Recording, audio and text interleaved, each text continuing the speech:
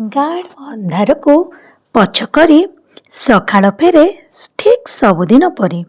ଆଉ ମୁଁ ରାତିର ନିର୍ଜୀବ ଦେହରୁ ଓହ୍ଲାଇ ଆସି ଫିଟି ପଡ଼େ ମୋ ଅଗଣାରେ ଆଉ ଏକ ଅଭିନୟର ଆଳ ନେଇ।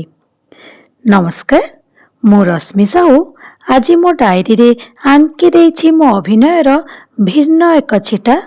ତେବେ ଚାଲନ୍ତୁ ଶୁଣିବା ଆଜିର କବିତା ଅଭିନୟ। ତୁମେ ନିପୁଣ କଳାକାରଟିଏ, ମୋତେ ମଧ୍ୟ କହିପାର ଅଭିନେତା। ଅନେକ ଅଭିନୟ ତୁମ ମୋ ଭିତରେ, ଅନେକ ଅଭିନୟ ତୁମ ମୋ ଭିତରେ ନା, ହେଲେ ମୋ ଅଭିନୟ ତୁମ ପରି ନୁହେଁ। ପର୍ଦ୍ଦା ଉଠିଲେ ଆଖି ଲୁହ ଚିକ୍ ଚିକ୍ କରେ, ପର୍ଦ୍ଦା ଉଠିଲେ ଆଖି ଲୁହ ଚିକ୍ ଚିକ୍ କରେ।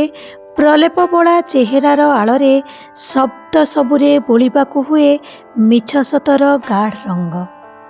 ଭାବରେ ଥାଉ ବା ଅଭାବରେ ହେଉ, ଜୀବନ ଲଢ଼ୁଛି ଏଠି ଯୁଦ୍ଧ।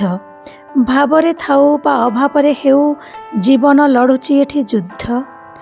ହେଲେ ମୋ ଅଭିନୟରେ ତୁମେ କ୍ଷୁବ୍ଧ ହୁଅ ନା, ମୋ ଅଭିନୟରେ ତୁମେ କ୍ଷୁବ୍ଧ ହୁଅ ନା।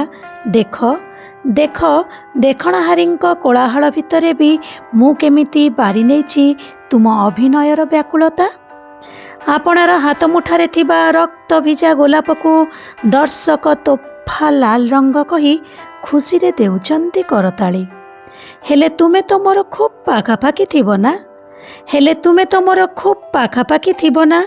ଅଭିନୟରେ ଆଙ୍କୁଥିବ ରଙ୍ଗ ଛିଟା, ତୁମେ ନିଶ୍ଚୟ ଭିଜିବ, ତେବେ ତୁମେ ନିଶ୍ଚୟ ଭିଜିବ ସେ ଯନ୍ତ୍ରଣାର ଲାଲ ରଙ୍ଗରେ।